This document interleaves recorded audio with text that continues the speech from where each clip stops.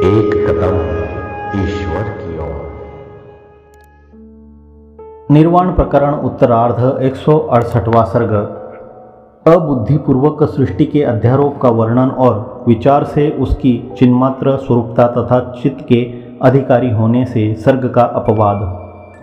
सृष्टि को मिथ्या सिद्ध करने के लिए सृष्टि की अबुद्धिपूर्वकता का विविध दृष्टांतों द्वारा समर्थन करते हैं।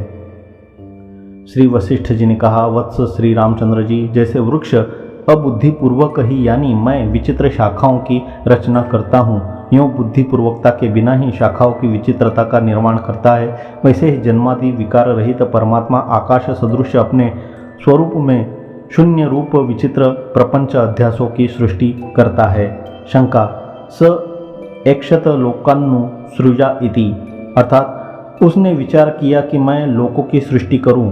सो कामयत बहुश्याम प्रजायेय, अर्थात उसने कामना की मैं बहुत हूँ, मैं उत्पन्न हूँ। स तपो अतप्यत स तपस्तत्वा इदम सर्वमसृजत, अर्थात उसने तपस्या की, तपस्या करके उसने इस सब चराचर की सृष्टि की।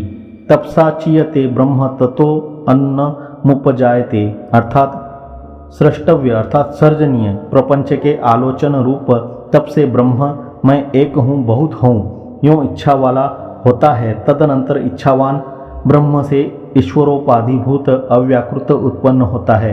इत्यादि श्रुतियों में सृष्टि बुद्धिपूर्वक की गई है ऐसा डिंडिम घोष है।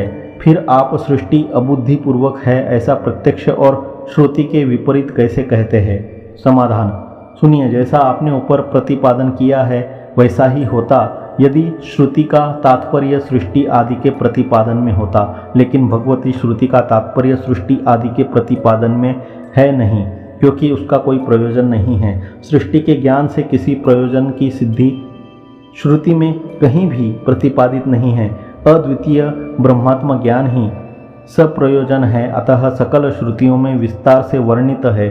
फलवान अर्थात सप्रयोजन अद्वितीय ब्रह्मात्म ज्ञान के समीप में श्रुत अफल अर्थात निष्प्रयोजन सर्ग आदि किमर्थ है, ऐसी आशंका होने पर वह फलवान ब्रह्मात्मैक्य ज्ञान का अंग हो जाता है और वह शांडिल्य विद्या के अंगभूत शम विधि परक सर्व खलविदम ब्रह्म तज्जला नीति शांत उपासित।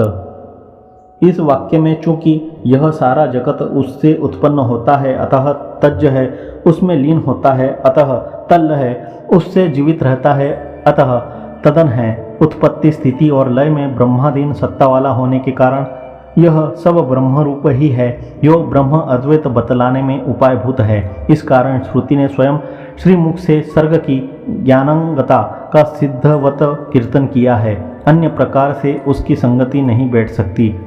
तदनन्यत्व मारंभ रण शब्दादिभ्यः इत्यादि सूत्र भाष्य आदि द्वारा बतलाई गई सैकड़ों युक्तियों से स्मृति पुराण आदि हजारों वेदोपबृहणों से अध्यारोप और अपवाद द्वारा निष्प्रपंच ब्रह्मात्म तत्व के प्रतिपादन में सब श्रुतियों का तात्पर्य निश्चित होने पर रज्जु सर्प शुक्ति रजत मरुमरीचिका स्वप्न आदि अध्यारोपों में अबुद्धिपूर्वकता ही देखी गई है, कहीं पर भी अध्यारोप में बुद्धिपूर्वकता नहीं देखी जाती। यो भगवान श्री वशिष्ठ जी सृष्टि में किसी को अनारोपी तत्व शंका न हो इसलिए सृष्टि की अबुद्धिपूर्वकता की सिद्धि करते हैं।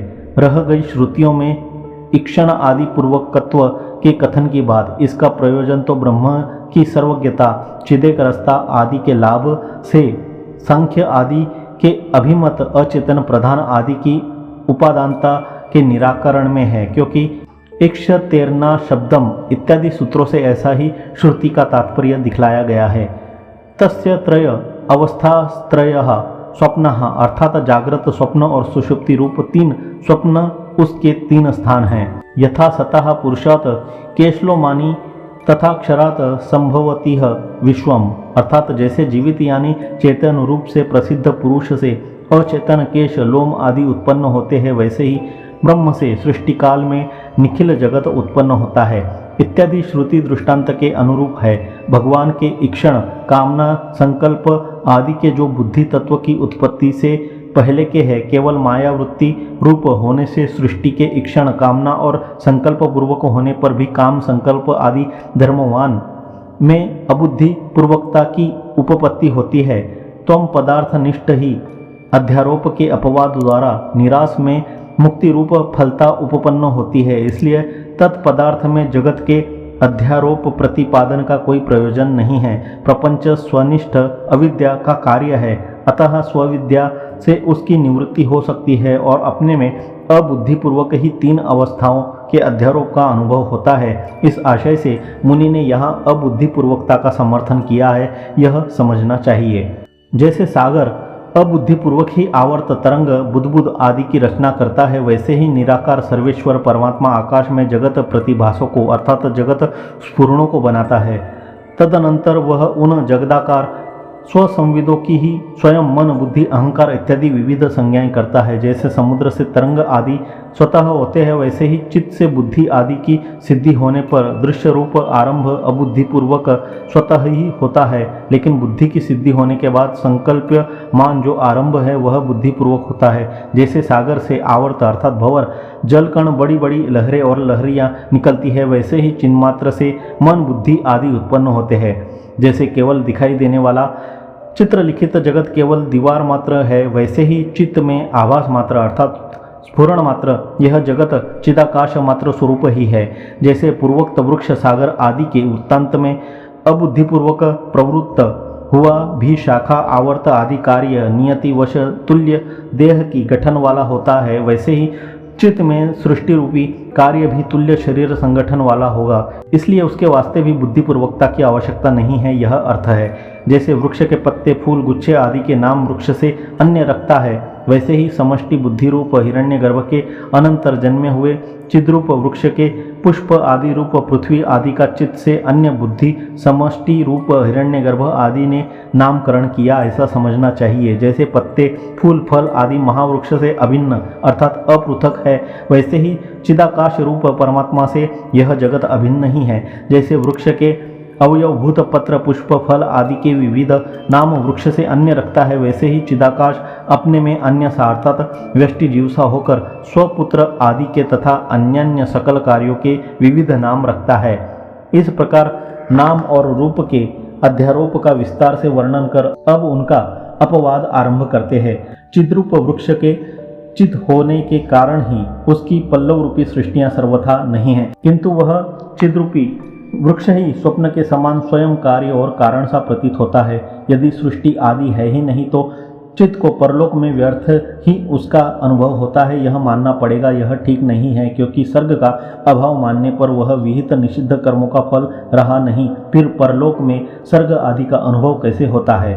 ऐसा यदि आप आक्षेप करें तो स्वप्न आदि में तथा इन प्रसिद्ध रज्जु सर्प, मरुमरीचिका आदि अनुभवों में कौन व्यर्थता का निवारण कर सकता है, क्योंकि उनमें भी तो स्वप्न आदि भोग देने वाले कर्म की सफलता है। तो वह प्रकृति में कहो कि वहाँ पर भोगाभास मात्र देखने से कर्म की सफलता है, तो वह प्रकृति में भी समान है, यानी प्रकृति में भी भोगाभास मात्र से वह सफलता क्यों न होगी, यह भाव है।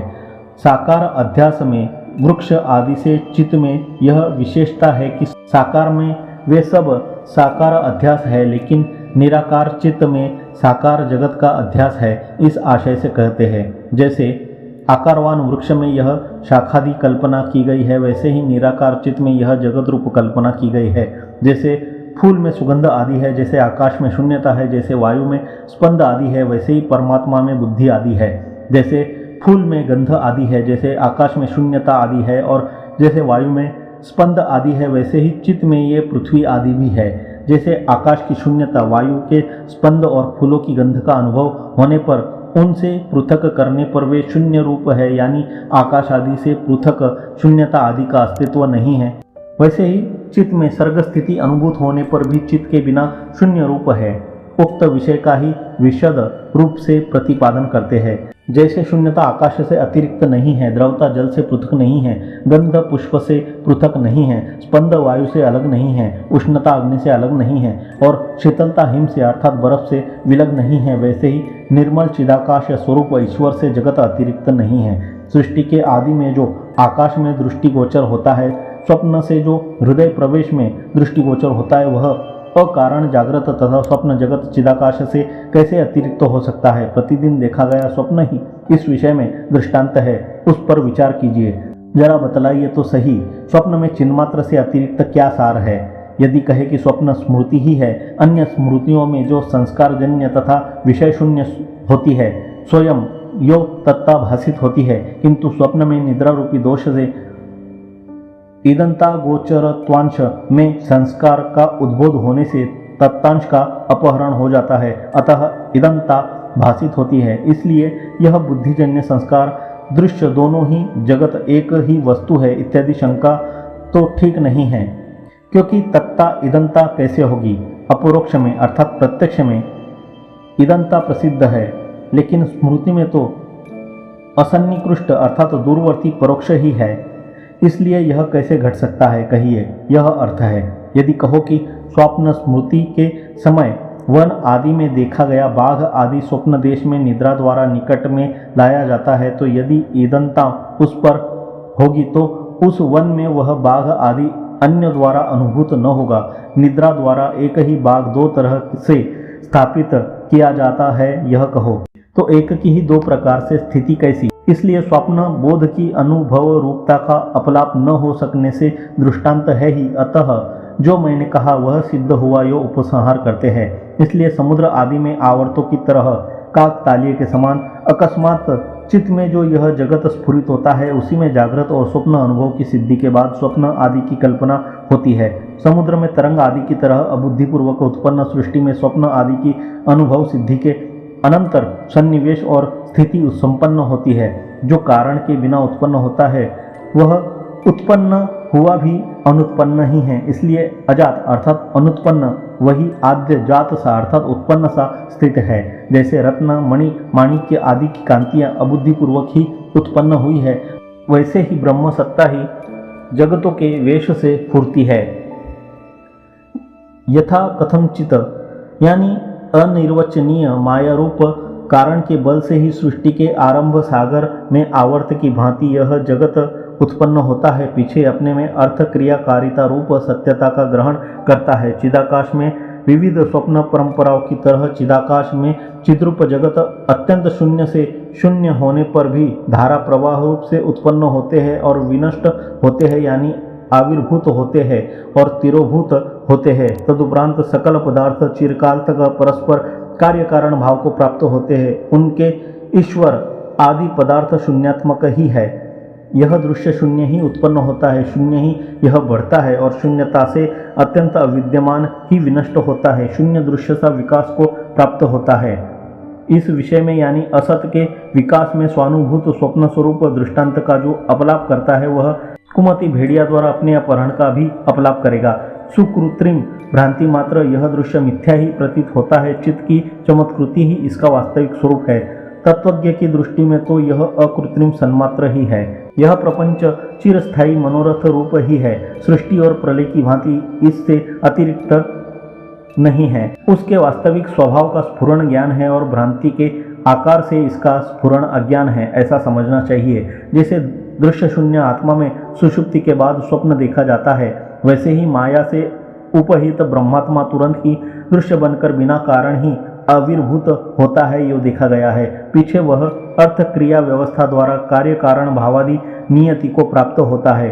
अकस्मात दृश्य के स्फुरण में निमित्त की अपेक्षा नहीं है, ऐसा कहते हैं। जैसे सागर में आवर्त आदि काकतालीय न्याय से अकस्मात अपने आप प्रकाशित होते हैं, वैसे ही चित्त में दृश्य काकतालीय न्याय से अकस्मात अपने आप ही चित्त स्वभावता के कारण स्फुरित होता है। चित्त के स्वभाव का ही स्पष्टीकरण करते हैं। आकाश मात्र रूप अर्थात शून्य रूप यह चित्त धातु ऐसा ही है जो चित्त स्वरूप होने पर भी यह इस प्रकार जगत के रूप से स्फुरित होता है। पहले अबुद्धिपूर्वक दृश्याकार का भान होने से दृश्यभूत उस चिदात्मा ने पीछे अपने में अतीत रूप से प्रतीत में स्मृति आदि की कल्पना रूप वर्तमान के रूप से स्फुरित में पृथ्वी आदि और पृथ्वी आदि बुद्धि की कल्पना रूप अनेक संज्ञाओं की कल्पना की। ऐसी परिस्थिति में अविभक्त तात्कालिक प्रतिभास में वह संपूर्ण बुद्धि आदि विभाग कल्पना मात्र ही है। यदि तात्कालिक प्रतिभासों में ही विभाग संज्ञा रूप भेद कल्पना मात्र ही जगत है, केवल प्रतिभास क्षण में रहने वाला जगत अप्रतिभास काल में नहीं ही है, यह फलित हुआ। ऐसी अवस्था में प्रतिभासक के उत्तर क्षण में प्रतिभास का विनाश होने पर जगत का भी नाश होने से क्षण भंगवाद की प्राप्ति होगी। हो क्षण भंगवाद, उस तरह के मायामय जगत में स्थायिता सिद्ध करने में ब्रह्मवेत्ता का कोई प्रयोजन नहीं है, ऐसा तो नहीं कह सकते, क्योंकि लोक में स्मृति प्रत्यभिज्ञा आदि पूर्वानुभूत की ही होती है, ऐसा नियम है। स्मृति और प्रत्यभिज्ञा के अधीन वेद शास्त्रादि के प्रामाण्य का भंग होने से ब्रह्मवाद की जड़ उखड़ जाएगी। इस आशय से श्री रामचंद्र जी शंका करते हैं। गुरुवर, आपके कथनानुसार जगत के तात्कालिक कल्पना मात्र होने पर प्रामाणिक अनुभव से उत्पन्न संस्कार से पूर्वोत्पन्न बुद्धि की स्मृति और प्रत्यभिज्ञा होती है। यो सर्व शिष्टानुभव सिद्ध नियम कैसे प्राप्त होगा? क्या आप स्मृति और प्रत्यभिज्ञान को पूर्वानुभूत विषयिणी नहीं मानते? यह मुझसे कहने की कृपा कीजिए। भगवान श्री वशिष्ठ जी श्री रामचंद्र जी की आशंका की प्रशंसा करते हुए समाधान की प्रतिज्ञा करते हैं। भगवान श्री वशिष्ठ जी ने कहा, वत्स श्री रामचंद्र जी, मैं आपके प्रश्न के अर्थात आक्षेप के ऐसे ही टुकड़े कर डालता हूँ जैसे कि सिंह छोटे से कमजोर हाथी के टुकड़े टुकड़े कर डालता है, तथा जैसे भगवान सूर्य तिमिर राशि का उच्छेद कर एकमात्र प्रकाश की स्थापना करते हैं, वैसे ही मैं एकमात्र अद्वैत की स्थापना करता हूँ। यह आपके द्वारा लगाया गया दोष तब होता जब हम पहले असत ही जगत क्षणिक प्रतिभास के साथ उत्पन्न होता है ऐसे बौद्ध सिद्धांत को स्वीकार करते, लेकिन हम वैसा स्वीकार नहीं करते। हम यह स्वीकार करते हैं कि नित्य ब्रह्म सत्ता रूप ही जगत है, वह नित्य चिदात्मक ही प्रतिभास से सदा अभिव्यक्ति योग्य है। अविद्या की आवरण शक्ति और विक्षेप शक्ति की विचित्रता के चमत्कार से कभी आविर्भूत सा, तिरोहित सा, घट पट आदि के आकार सा, छिन्न सा, भिन्न सा, कारणों द्वारा उत्पादित सा, अपरोक्ष सा, एक सा, नाना सा, भिन्न अभिन्न सा, क्षणिक सा, स्थायी सा, अतीत सा, वर्तमान सा, भविष्यत सा, नाना चमत्कारों से जो नियत अनियत सदृश असदृश है, एक से नहीं है, अभासित होता है, उसमें स्मृति प्रत्यभिज्ञा आदि सब कुछ उपपन्न ही होता है। इस आशय से समाधान का आरंभ करते हैं। यह जगदात्मक दृश्य वैसे ही चिन्मात्र के गर्भ में विद्यमान है जैसे कि वृक्ष में बढ़ई द्वारा काट छाट कर न गढ़ी गई वन में स्थित प्रतिमा वृक्ष के अंदर रहती है। काठ की प्रतिमा को तो वृक्ष से छील तराश कर यानी उसका आवरण करने वाले काठ के अवयव को हटाकर बढ़ई निकालता है अर्थात प्रकट करता है, किंतु अद्वितीय चिद्रूपी स्तंभ से उस जगत रूपी प्रतिमा उससे अन्य कौन गढ़ता है, यानी कारक के अधीन न होने से काष्ठ प्रतिमा की तरह उसकी अभिव्यक्ति नहीं हो सकती, यह अर्थ है। काष्ठ प्रतिमा जड़ स्तंभ में अर्थात खंभे में बिना छिले तराशे प्रकट नहीं हो सकती, किंतु चित्त में भीतर स्थित वह अर्थात जगत रूप प्रतिमा उसके अधिष्ठानभूत चित्त के आवरण की निवृत्ति होने पर चित्त के प्रभाव से चिदात्मा में ही पूर्ण रूप से प्रकट होती है। तब प्रलय और सुषुप्ति में भी उसका भान क्यों नहीं होता? यह यदि कहो तो सत्ता सामान्य रूप से उस समय भी उसका भान होता ही है, ऐसा कहते हैं। प्रलय और सुषुप्ति में तो शून्य रूपा जगत रूप प्रतिमा बिना गढ़े ही सत्ता सामान्य रूप से भासमान चिन्मात्र रूप से अच्युत होकर ही चिदात्मा में स्थित है।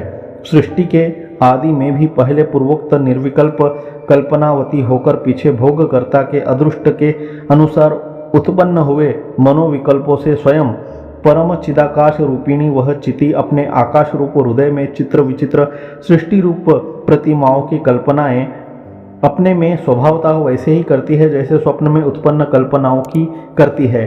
चिति सृष्टि के आदि में कैसे विशेष विभागों का संकल्प करती है, इसका विस्तार से वर्णन करते हैं। यह ब्रह्म कला सत्ता सामान्य रूप जगत बीज स्वरूप है। इस ब्रह्म कला में ही चिन्मात्र कल्पना यानी सदा अनावृत्त स्वभाव वाली यह प्रतिबिंब चिति है। यही प्राण आदि से युक्त होने से जीव है तथा अभिमान वृत्ति की प्रधानता होने से यही अहंकार है। अध्यवसाय अर्थात निश्चय प्रधान होने से यही बुद्धि है, यही चित्त है, यही काल है, यही आकाश है, यही मैं हूँ, यही क्रिया है, यही पंच तन्मात्राएं हैं, यही इंद्रियों का संघात है, यही पुर्यष्टक कही गई है। यहाँ पर यही आतिवाहिक शरीर तथा आदि भौतिक शरीर है। मैं ब्रह्मा हूँ, मैं शंकर हूँ, मैं विष्णु हूँ, मैं सूर्य हूँ, यह बाह्य है, यह अभ्यंतर है, यह सृष्टि है, यह जगत है इत्यादि कल्पना जाल अति निर्मल चिदाकाश ही है। इसलिए ये अज्ञानियों द्वारा कथित पदार्थ राशियाँ कहाँ, स्मृति कहाँ और द्वैत तथा अद्वैत कहाँ, इस रीति से यह विस्तार युक्त जगत बिना कारण का ही है। सृष्टि के आरंभ में स्वप्न के तुल्य चिदाकाश में चिदाकाश ही विकार युक्त सा प्रतीत होता है। चिन्मय आकाश में ही जो चिन्मय आकाश पूर्ण है उसी ने उसे ही जगत जाना। बोध होने के उपरांत वह जगत कहाँ है? जब मात्र चिदाकाश ही है तो प्रपंचित विभागों का अस्तित्व नहीं है, यह निष्कर्ष निकला। यह कहते हैं कहाँ स्मृति है, कहाँ स्वप्न है, कहाँ दिन मास संवत्सर आदि काल विभाग है, कहाँ विविध सृष्टि कल्पनाएं हैं। यह शांत चिद्भान ही आकाश में शून्य रूप जगत सा मालूम पड़ता है, जो चिद्घन के अंदर है, यानी चिद्घन की अंतर्गत जो सत्ता है वह बाह्यता को प्राप्त हुई है। वास्तव में तो सन्मात्र के सिवा न वह बाह्य है और न अभ्यंतर है। अरे अंधेवादी लोगों, जो वस्तु अवयव शून्य निर्विकार निराकार से प्रकट होती है वह अकारण कैसे उत्पन्न होगी और वह कुटस्थ ही अन्यथा अर्थात सविकार कैसे होगा? इसलिए ब्रह्मवश ज्ञात जगत के जाड्यादि स्वभाव का त्याग कर जगत चिन्मात्र स्वभाव है ऐसा स्वीकार करो, इसी में कुशल है ऐसा कहते हैं। इससे यह सिद्ध हुआ कि जैसा परम ब्रह्म है वैसा ही यह जगत भी चिन्मात्र स्वभाव ही है, क्योंकि जो चिदाकाश है वही स्वप्न में स्वप्न नगर है, उसमें कोई अंतर नहीं है। शून्य रूप यह दृश्य तनिक भी कुछ नहीं है। पूर्ण सागर में धूलि अर्थात बिना भीगा रज करण कहा, वैसे ही परमाकाश में दृश्य का अस्तित्व कहाँ, अथवा जो यह दृश्य सा कुछ स्फुरित होता है वह चैत्य भिन्न चिन्मात्र ही है। चैत्य रहित होने से अपने से भिन्न दूसरे को प्रकाशित न करता हुआ ही शांत वह स्वमात्र प्रकाश होकर अपने स्वरूप में इस प्रकार का स्थित है। उक्त अर्थ में पूर्णमदः पूर्णमिदम् इस श्रुति का स्मरण कराते हैं। पूर्ण ब्रह्म से पूर्ण भी अनुद्धृत भी उद्धृत सा यह परमात्म रूप भी भान जो भाव रूप ही है भाषित होता है, स्फुरित होता है। इतने विस्तार के साथ प्रतिपादित प्रतिदिन दोहराए तिहराए गए उपदेश से भी कुछ मंद अधिकारियों को अप्रबुद्ध जानकर भगवान श्री वशिष्ठ जी उनके लिए शोक प्रकट करते हैं। यद्यपि मैं अपने अनुभव में आ रहे आत्म तत्व को इस प्रकार विशद रूप से बार बार ऊंचे स्वर से प्रकट कर रहा हूँ, फिर भी मंद अधिकारी लोगों के हृदय में बुद्ध मूढ़ता अर्थात अज्ञान स्वप्न तुल्य जगत में यह जागृत सत्य ही है ऐसी बुद्धि का त्याग नहीं करती है। यह महान खेद का विषय है। जानता हुआ भी अधिकारी शीघ्र उसका त्याग नहीं करता। मोह की प्रबलता की बलिहारी है। 168वां सर्ग समाप्त।